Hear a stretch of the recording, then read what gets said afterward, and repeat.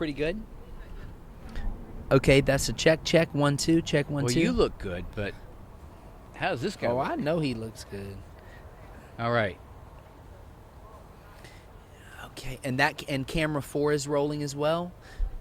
Okay, Co, maybe you'll take that camera in hand for the clapper slate.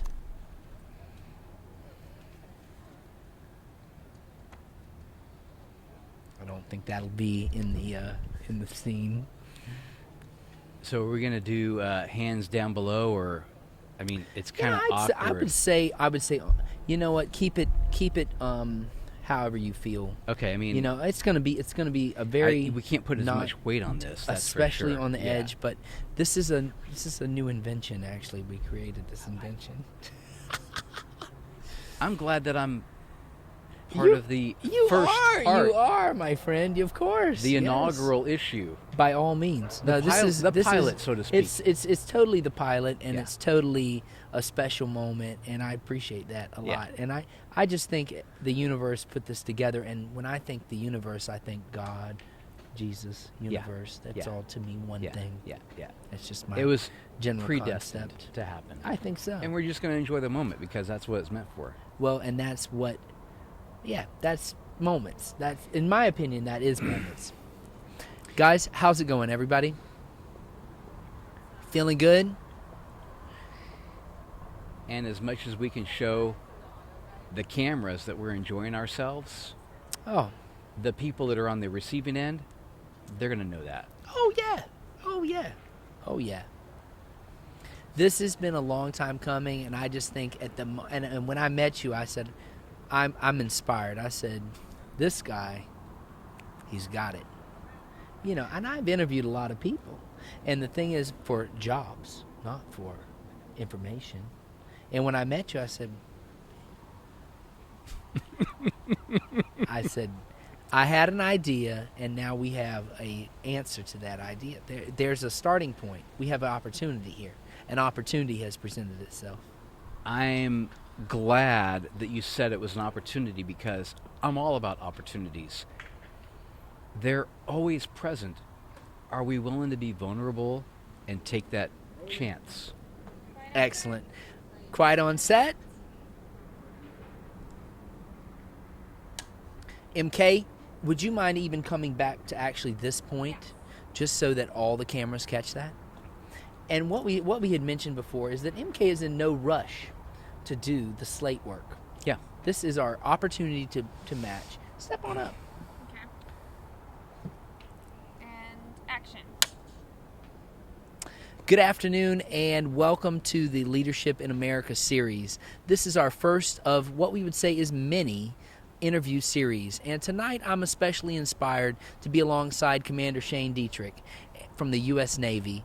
In fact, what an inspiring individual and a person that upon instant meeting, I said, you know what? Hey, this is a person that's got it. And I've met people that have it. I've met people that have it somewhere in the middle. And I met people that really have it.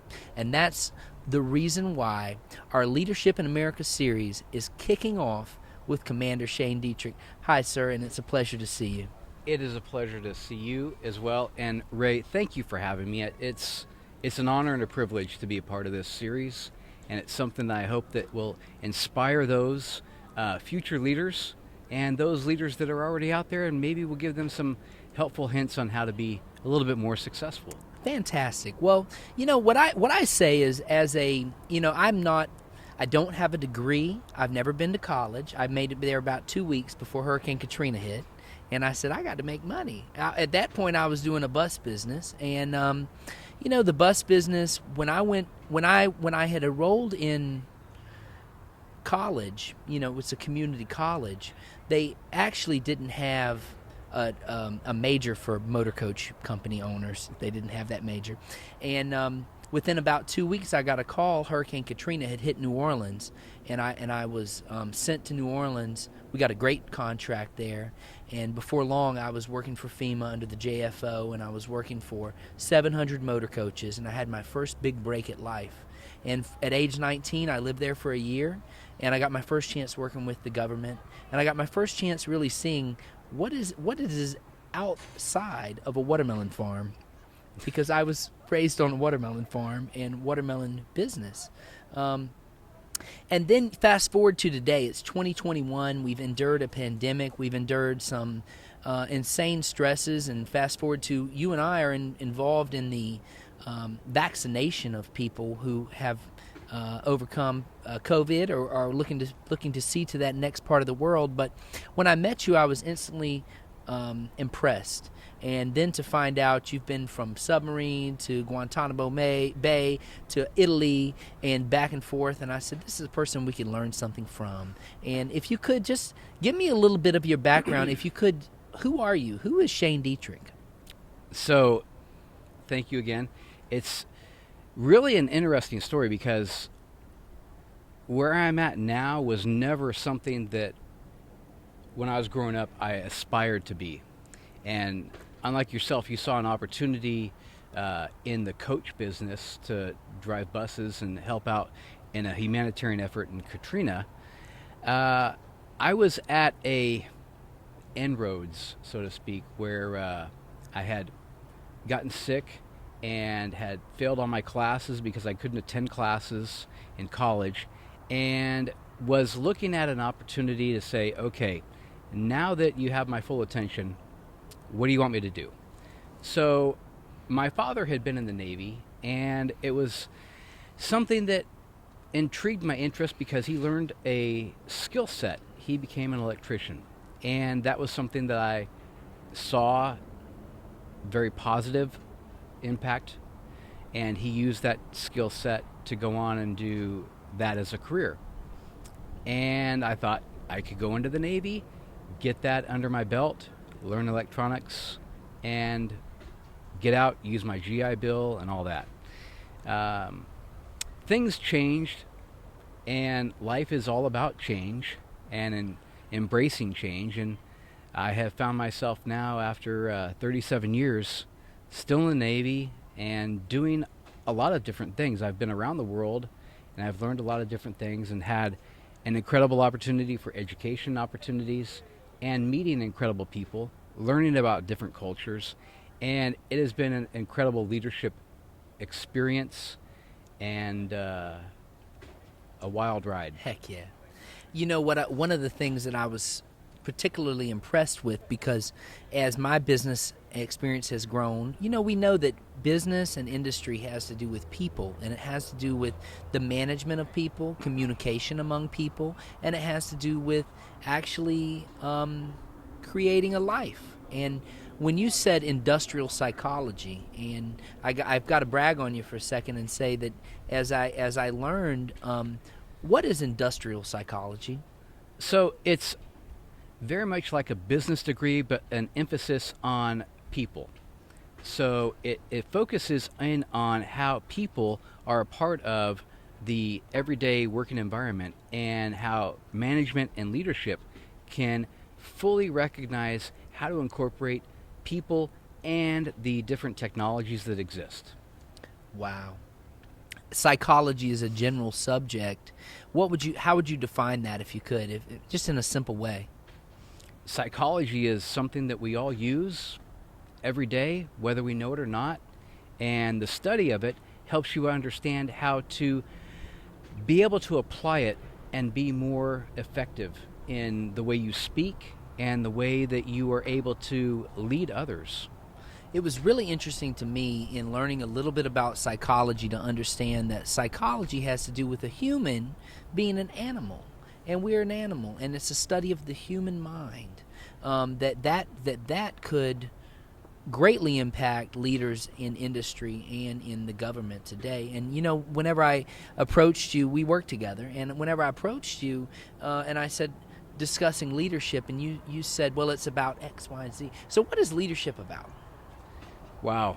Leadership, that's different for each individual. So much like success is what an individual would say for themselves. They can define that themselves, what is successful for themselves. And leadership is a mindset.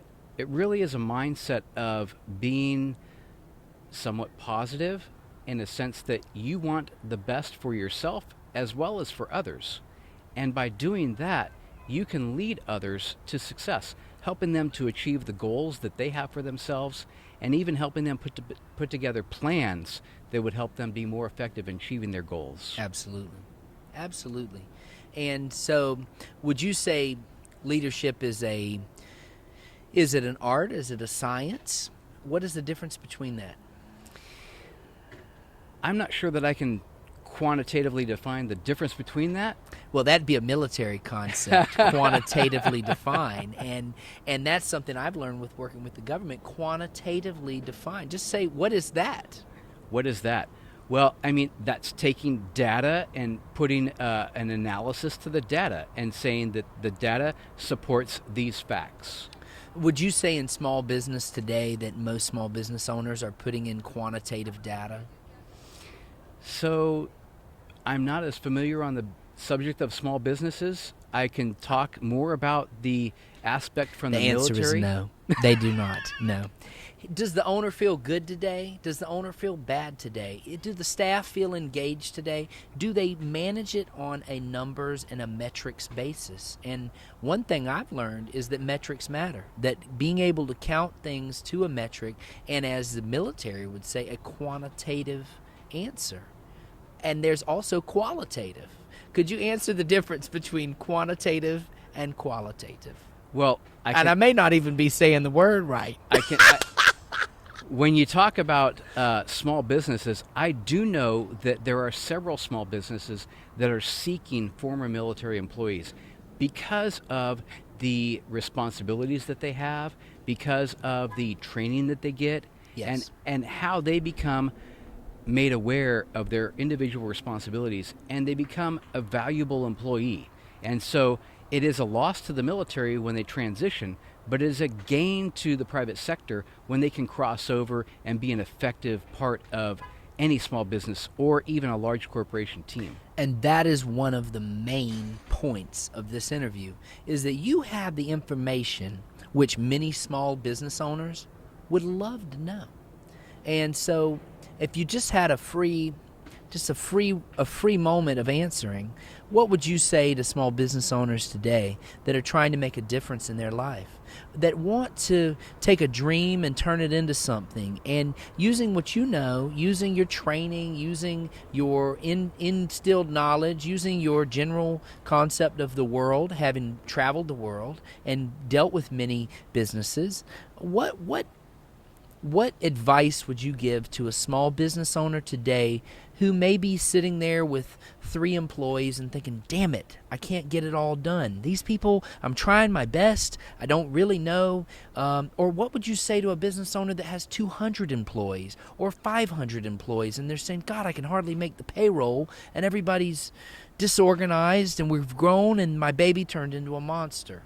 What would you say to that person? What advice could you give them? There's a lot to say to that person. So part of being an effective leader is having a positive mindset and also being an example and somebody who gets out from behind the desk and does their leadership by walking around. That is one of the things that in the military we really stress with our leaders, is that you don't lead from behind the desk. You lead from being involved, being engaged, understanding what is happening at the deck plate level, at the foundation. The deck plate level. What does it mean, deck plate? When you say deck plate, paint us a picture of what it might be like out there at sea. Because I know that you've been on submarines and USSs, and I've seen a laundry list of vessels that you've served on, and in different capacities, as well as in Iraq, as well as in Italy, as well as in Guantanamo Bay. And what is it like out there at sea? Have you been out like that? What's it like? So at sea and being on board a ship, whether it's a small ship like a submarine or a large ship like an aircraft carrier, there is a lot of similarities, and then there's some specifics that go with each one. And I would say that the baseline is that treating everybody with respect and knowing that we're all unique and we come from different backgrounds, and the military is comprised of people from all across the country, and everybody has a unique experience. What we're trying to do in the military, though, is help them to be able to come together with one mindset for mission accomplishment and mission achievement. because in a lot of situations, mission failure is not an option. Yes. Wow. It is such an important point. No failure is what the military is looking for. And if anyone understands no failure, I think it's Commander Dietrich. And I just want you to give us some concepts and some mindsets that might help small business today into understanding what it means to be a no-fail operation. That's right. Okay, so a no-fail operation is one that will understand what the needs and the requirements are that they have to provide for. So one of the experiences that I have is being in charge of a global logistics operation where people and cargo missions need to go on time around the world. And those missions have to happen. So if a plane goes down, we have to have a reliable backup plan that gets another plane to take those people or that cargo to the location that they need to be, because there could be an operation that is requirement time sensitive that would be a no mission. So no fail has to do with backups. Absolutely. And planning. And in a submarine environment, we have what we call redundancies. Redundancies. Imagine if in a small business, one of the issues I've had is where I had 3 people trained to do certain tasks. Mm-hmm. I should have had 4 people trained, 2 groups, where when one goes down, the other goes up. Yes. Redundancy Yes. makes the difference. Redundancy is a key component to having a successful mission accomplishment. It's something that is necessary if you want to be 100% capable of fulfilling mission requirements. There it is. There it is. And that's a big win. That's a big win. Well, with that in mind, we've reached our first stopping point for our interview tonight at approximately 15 minutes off the cuff. I don't know if it's even anywhere close to 15 minutes, but it could be. And so thank you so much. Awesome. And that'll be a cut.